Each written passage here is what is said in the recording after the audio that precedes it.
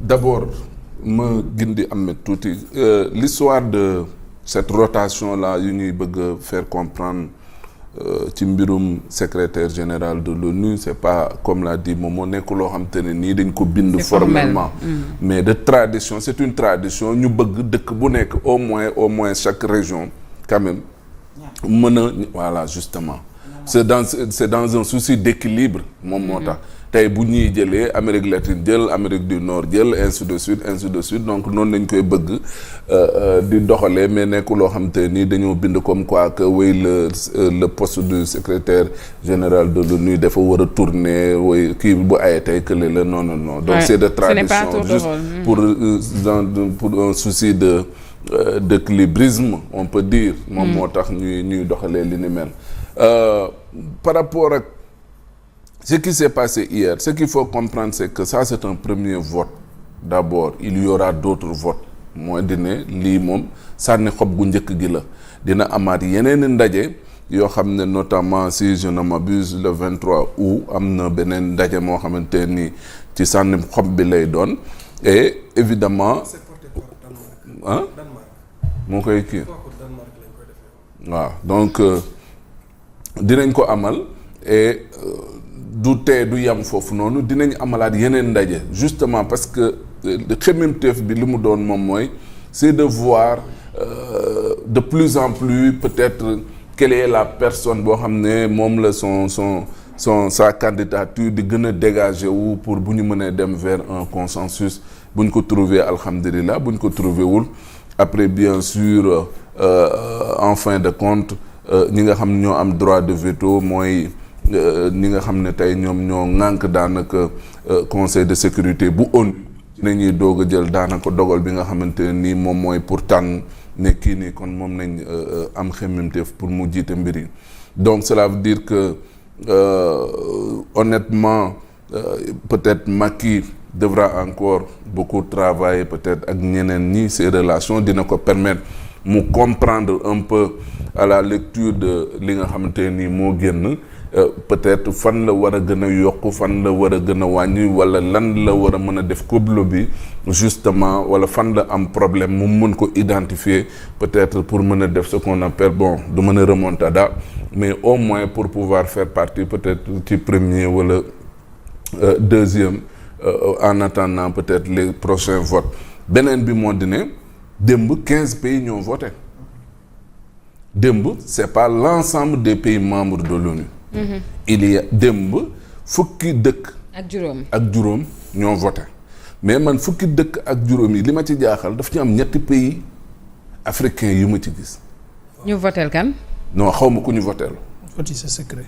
vote c'est secret mais ce qui est sûr il y a 3 pays africains Algérie mi ngi ci Sierra Leone ak Somalie ñoom ñett ñi ngi ci plus. Le conseil de sécurité France Royaume-Uni Russie les États-Unis ak la Chine Corée mi ngi ci ainsi de suite donc gis naa la Guyane la moom gouvernement mi ngi ci kii na tudd Panama mi ngi ci Slovénie mi ngi ci ak yeneen dëkk c'est 15 pays ñoo xamante ni ñoom ñoo voté et boo xoolee ci tablette bi tu sens que au-delà peut-être des pays qui constituent un peu le conseil de sécurité de l'ONU muy 5 ñooñu Macky boo xoolee lu mu am c'est comme si est-ce que am na pays africain bu ko voté wala bu amee bu ko voté benn lay doon man mun naa gëm ne peut-être France voté na ko mun naa gëm ne États-Unis voté na ko Chine voté na ko Russie Royaume-Uni mais boo xoolee voix Macky Sall yi da ngay gis ne que ne boo ci dolli woon 3 pays africains yi mi ngi woon 8. 8 effectivement. l'ennemi de l'Afrique les Africains. oui justement donc kenn moo voteel kii ñaar ña voteel. non boo ci dolli woon 3 yi 9 lay doon. waaw day dem deuxième position. day dem moom ak la costaricaine. Rodriguez Birket. donc cela veut dire que il y a un pays africain qui a voté peut-être je suppose je ne dis pas que loolu moo am. qui a voté pour Macky et 2 autres qui ont voté contre. peut-être ñoo soutenir l'Ougandais loolu moom mooy wax ci et boo xoolee par rapport ak dëkk yi nga xam ne ñoom ñoo voté mais costaricaine bi boo jëlee tey ay Panama Slovénie jël yeneen dëkk yi plus peut-être nga boole ceeg les 5 kii grands yi mais tu sens que day am 10 normalement donc loolu dalay wan tuuti peut-être nga comprendre que véritablement lii xew li Macky Sall li ko gën a sonal moom mooy peut-être la candidature de ce monsieur-là qui est sorti de nulle part et qu'on ne comprend pas.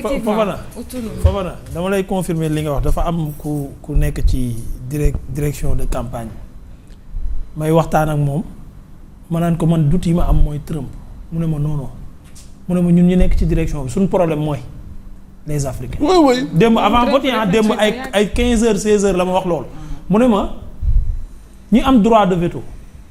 les grandes puissances là non ils sont avec Macky. ñun wóor nañu ne bu ñuy dem am nañ 5 voix. mais luy sunu problème mooy. les Africains ñoom ñoo indécis actuellement. et c'est malheureux. mooy li ma la wax à 15h la ma wax.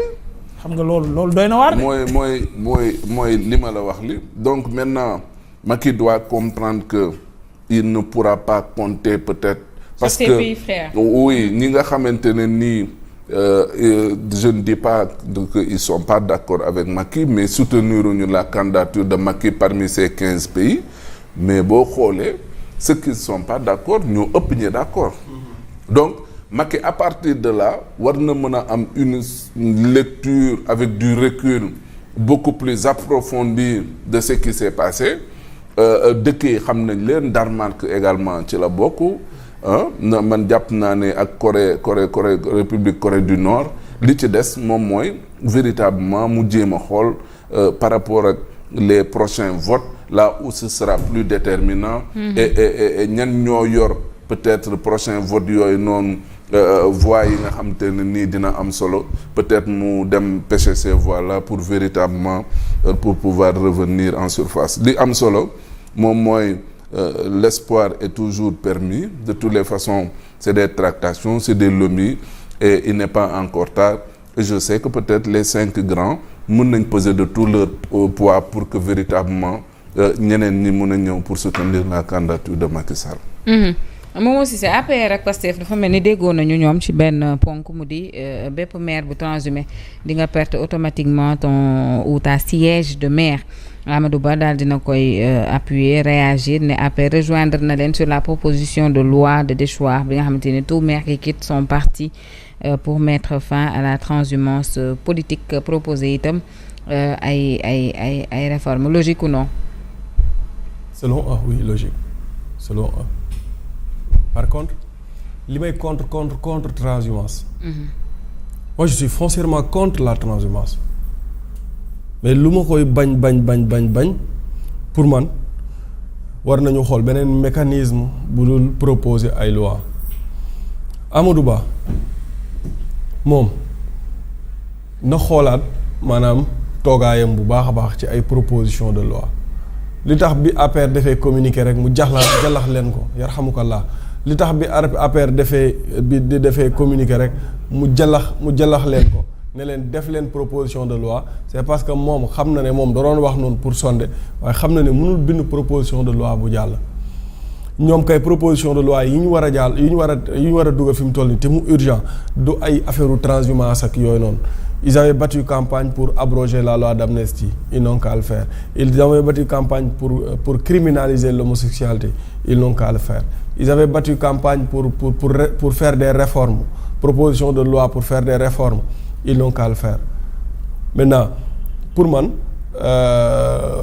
tere transhumance on peut pas interdire à quelqu'un mu nekk ci benn dynamique gëmatul dynamique boobu mu dem seeti keneen je suis contre la transhumance man ñëpp xam nañ ne la ca Cheikh Bamba Dièye waxoon en 2017 loolu laa jàpp ba suñ jonn yàllaay tey dafa décrire transhumance ci ñaari aspect benn bi mooy nee na ñi nga xamante ne dañoo nguuru ba pare ragal kaso moo tax pour laaxatu moo tax ñuy daw di transhumé nee na ñeneen ñi mooy ñi nga xamante ne ñoom belle vie la ñu bëgg ak nguuru nga xamante ne xaalis rek la ñuy wër ñoom du ñu nekk mukk dans l'opposition et moi je crois que tey réforme yi ñu war a def dëgg nekkul ci maanaam ay proposition de loi réforme yi ñu war a def mooy delloo siwaat encore une fois te buggoo leen ko dégg te man loolu laa gëm ci loolu laay dox mooy la politique idéologique. man loolu laa gëm.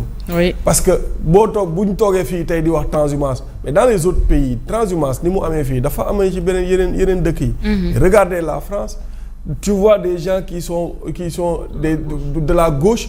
mais ba ñuy faatu ci gauche bi la ñu nekk ils échouent des élections bu ñu dem dañuy échouer élection bu ñu dem dañuy échouer mais du tax ñu dem. duñu transhumé jamais. alors. maintenant parce que ñooñu idéologie boobu la ñu gëm ñooñu vision boobu la ñu am ci politique maintenant tant que delloowuñu politique gu vision fii ci réew mi mais transhumance dañuy kii rek kenn day ànd ak Mamadou Fofana ba Mamadou Fofana daanu ci nguur gi Feuz falu mu daw dem ànd ak Feuz bu Feuz daanoo mu daw dem ànd ak Ahmed Ndoye noonu la koy jàppee.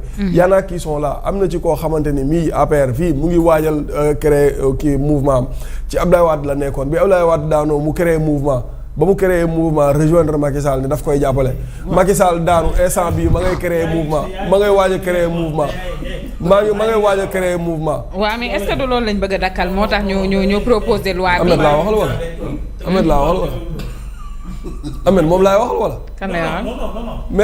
même waxuma kenn dafa ndànk dafa ndànk Ahmed. waaw porte parole waxal. nekkoon porte parole APR bi. kan waxal.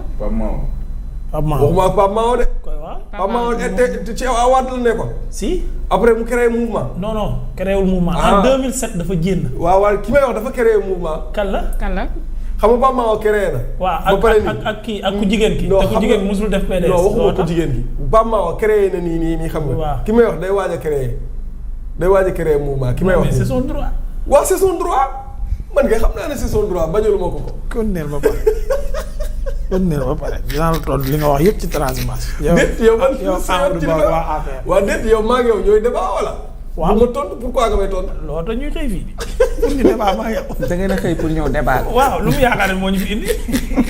ku nekk wax xalaatam moo ñu fi indi. bon man je suis foncièrement contre la transhumance mais loolu du ay def ay proposition de loi pour transhumer ñu nangu sa mandat moo koy dindi bu subaa da nga koy def mais nit bëgg a transhumer il démissionne il va transhumer dem foofu moom bu demee ñu jox ko beneen poste. waaw mais tu perds tes privilèges aussi moom. boo demee ñu jox la poste.